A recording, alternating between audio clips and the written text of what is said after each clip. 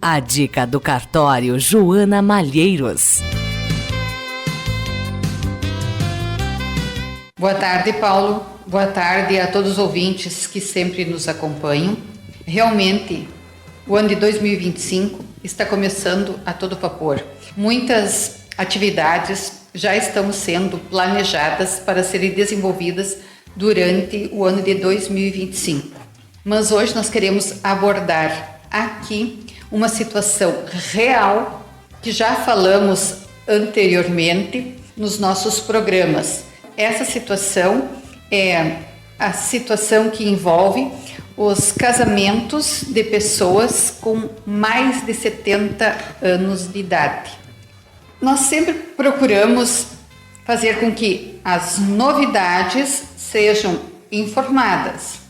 E nós fizemos uma informação, tão logo foi publicada a decisão do STF, que concedeu a possibilidade das pessoas maiores de 70 anos de idade escolherem o regime de bens, não casarem pelo regime da separação obrigatória de bens. Elas podem, a partir desta decisão, escolher o regime de bens que elas entendem ser o melhor para a sua convivência, para a sua relação.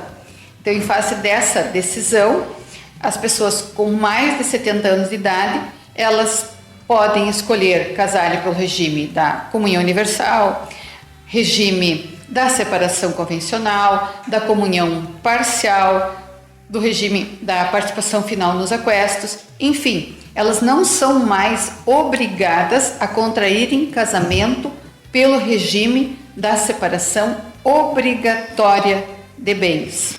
Por que nós estamos mencionando aqui? Porque tão logo foi publicada essa decisão, veio um casal onde o futuro contraente tinha 72 anos de idade. Ele estava, no caso, na obrigatória. Teria que, se não tivesse essa decisão, eles teriam que casar pelo regime da separação obrigatória. Mas, interessante que eles eram conviventes há uns 2 anos, moravam em soledade, nas imediações, interior. Ele não tinha herdeiros, no caso não tinha descendentes, e também não tinha ascendentes vivos. E a futura contraente, no caso, era uma senhora que não estava na obrigatoriedade, 60 e poucos anos, e ela era divorciada. Então, um solteiro e um divorciado. E o divorciado dos bens anteriores, do casamento anterior, fez o divórcio e a partilha dos bens. Então, ela poderia escolher o regime, mas ele, se não tivesse sido publicada essa decisão, teria que casar pelo regime, então, da separação obrigatória. Em face da possibilidade, eles escolheram casar pelo regime da comunhão universal de bens. E o que é importante? Por que eu estou frisando esta parte? Porque no caso, o contraente, ele tinha mais de 70 anos. Então, se não tivesse sido publicada essa decisão, repito novamente, ele teria que casar pelo obrigatório. Mas, em face desta decisão, eles casaram pelo regime da comunhão universal de bens. E o que acontece? O casamento deles foi realizado no finalzinho de março. A decisão essa do STF foi publicada em fevereiro. E eles casaram, tudo bem, continuaram vivendo numa boa. E o que acontece? No mês de dezembro de 2024, por uma fatalidade, o contraente vem a óbito, faleceu. E foi uma fatalidade mesmo, um acidente. E aí, a viúva, pelo menos, ela ficou mais assegurada.